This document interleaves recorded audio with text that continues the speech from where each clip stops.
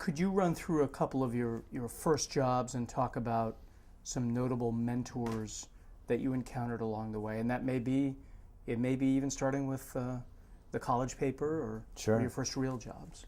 I think high school was first. There was a teacher, English and journalism teacher named Dennis Schmid, who taught at McCaskey High School, and he's since passed away. But he was the inspiration behind that ID story and remaining strong and going to meet that principal, and he was prepared to defend us. When I went from college to the Baltimore Sun, I was hired by Bill Marimo, who he is my mentor in journalism, mentor in life. He was a Pulitzer Prize winner from the Philadelphia Inquirer, was managing editor at the Baltimore Sun when I went there, and created an atmosphere at the Sun that was so great for young people. And I can't speak for other newsrooms, so I don't know if others were like it, but it felt like we were really lucky to be there. I was a research librarian in the very beginning, so I had to do, some menial stuff. I mean, that didn't have anything to do with journalism, but I was breathing the same air as correspondents in Washington. I was helping them with their research, and if you did that work, if you were willing to, work hard and work long hours, they would respect you as a young journalist. And I started to get opportunities to write. And so in many ways, Bill was the first mentor. And when it comes to the journalism itself, here was the managing editor of the paper. He didn't need to give advice on individual stories or help. There were 4 other layers of editors, but Bill was there with an open door anytime. And I remember I was assigned to cover the school board and cover education issues in Carroll County, Maryland, in one of our suburban bureaus. And I was struggling because it was a school system that was really in trouble. There were allegations of corruption, school construction money looked like it was ending up in the wrong pockets. And we were following this over the course of time, and I reached this point where I just didn't know where to go with the story anymore. I felt like I knew too much. I was, kind of like, what's next? Do I do a story about this new school being constructed? And I went to see Bill.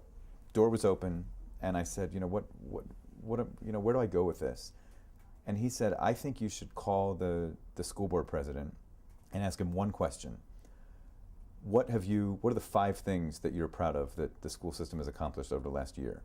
And I said, well, Bill, what's that? I mean, I know there's a lot of other details I could be following here. He's like, you have to keep things in perspective. Sometimes you know too much about a story, and you have to step back and, ask the simple question. And I called the school board president, Gary Bauer, and I said, can I meet with you? And I went to meet with him. I said, Gary, can I ask just one question? And I said, what are the 5 things that you are proud of that you've accomplished as a school system? And he tripped over himself. He couldn't think of anything that was that great. None of it had to do with helping kids. And it was one of the most revealing interviews and shortest interviews that I've ever done. I felt like I was back in control of the narrative and telling the story of the school system in a way that parents would be interested in, that they could connect to. And that was just one of the examples of Bill. He was a top editor at a huge paper. He didn't have to give time, attention to the youngest reporters, but he was ready to give advice like that at any moment of any day. And as it turned out, some of the best advice was just one little piece of advice that you took and ran with it. Yeah, absolutely. And I think we'll talk a little bit more about social media as we go on here and the ethics part of it. As you probably know by now, at Penn State we require our journalism students to take an ethics class.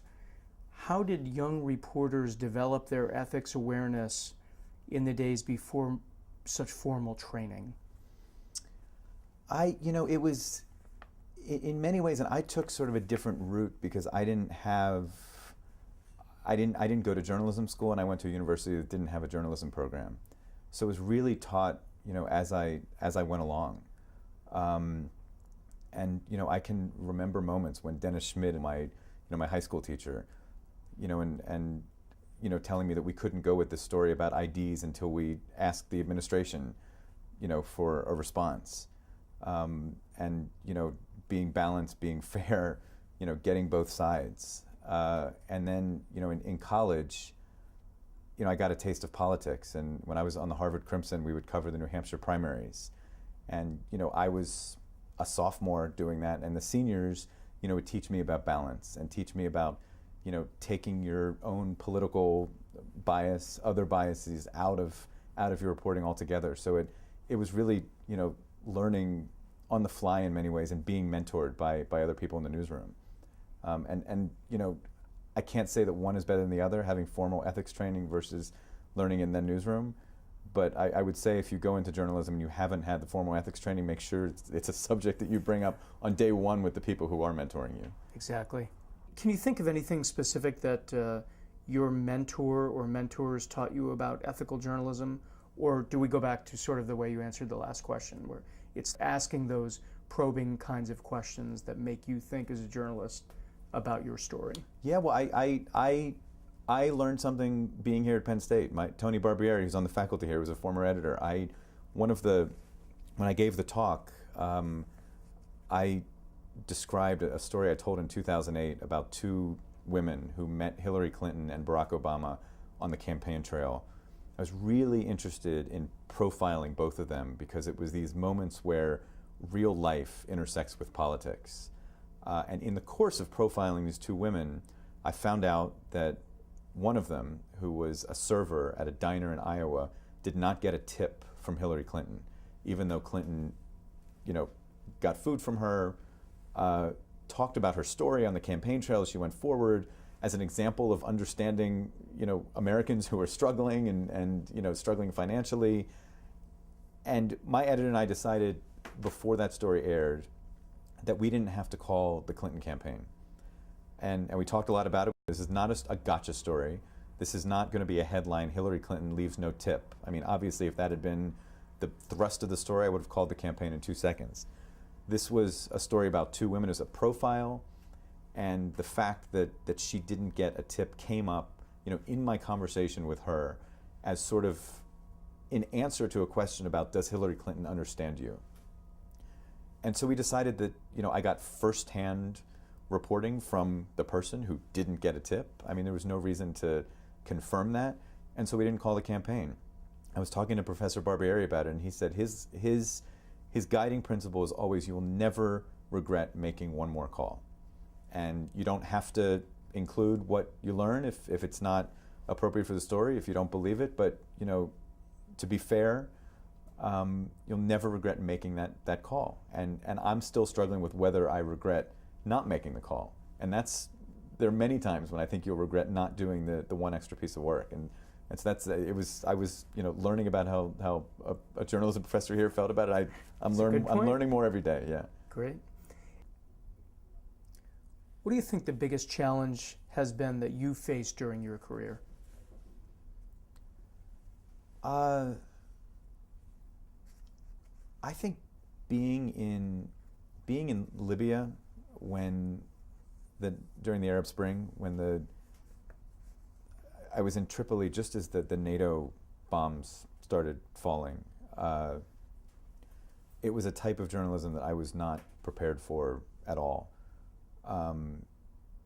In eastern Libya, where the rebels were making a lot of progress in trying to overthrow the Gaddafi government, there were dangers that were unimaginable, and several journalists died in the fighting, and that was one kind of danger. It was awful.